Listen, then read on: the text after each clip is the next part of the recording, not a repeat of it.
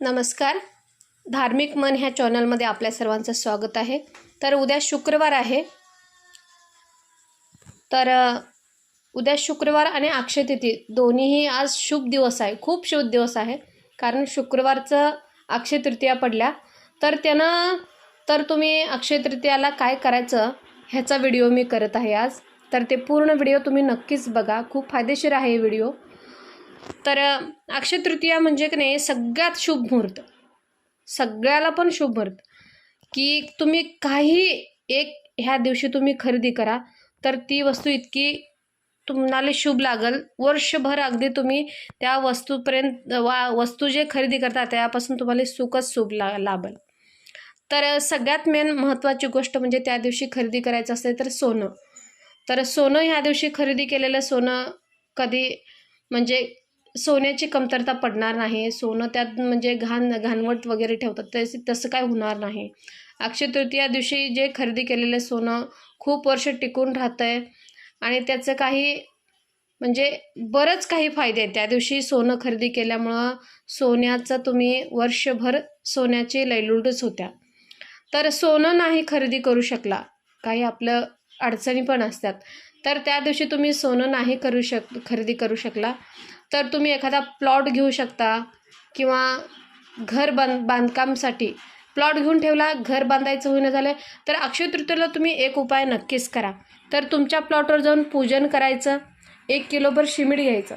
जे घर बांधकामला जे सुरुवात होत्या तर त्याला 1-2 विटा घालायच्या. सिमेंट असं बांधकाम केल्यासारखं एक ठिकाणी कुदळ मारायची आणि त्याला 2 विटा ठेवून बांधकाम करायचं आणि पूर्ण त्या वर्षी ते घर कुठलंच बिन अडचणी येता काही ना काही तुम्हाला फायदा कुठं नाही कुठं होतोय नक्कीच.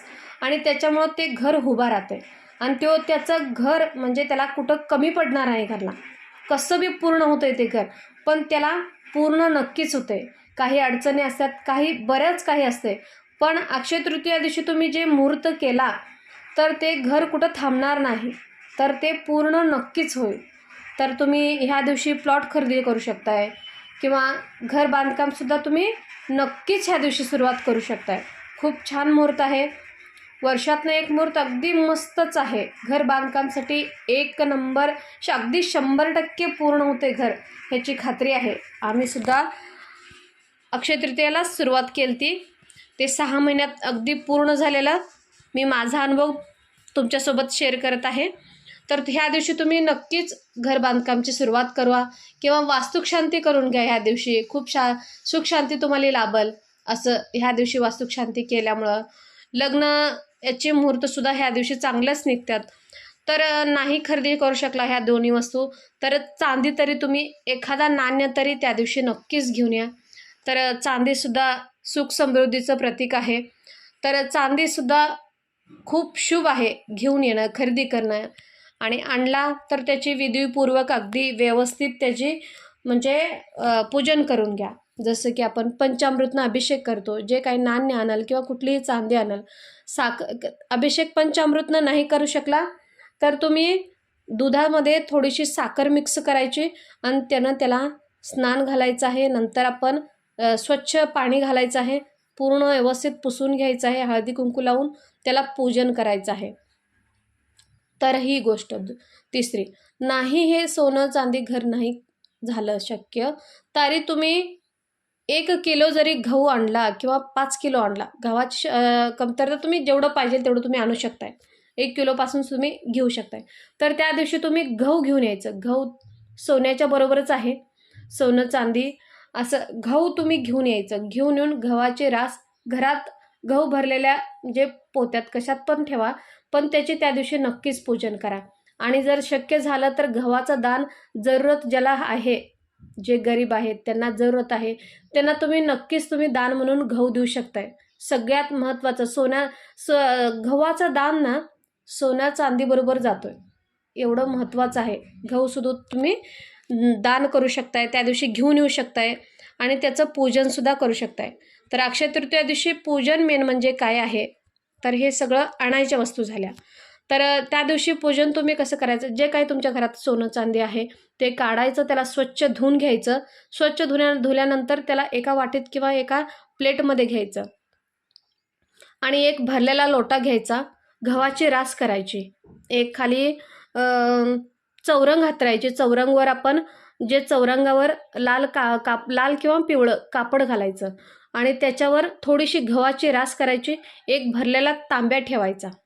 एक तांब्या ठेवल्यानंतर ते पूर्ण भरलेल्या तांब्यामध्ये तुम्ही चांदीचा नाणे असेल तर त्याच्यामध्ये घालू शकता. हळदी कुंकू फूल घालायचं आहे आणि जे आंब्याची पानं आहेत ते 5पासून सुरुवात करा. तुम्ही 11 घालू शकताय, 7 घालू शकताय किंवा 5च घालू शकताय.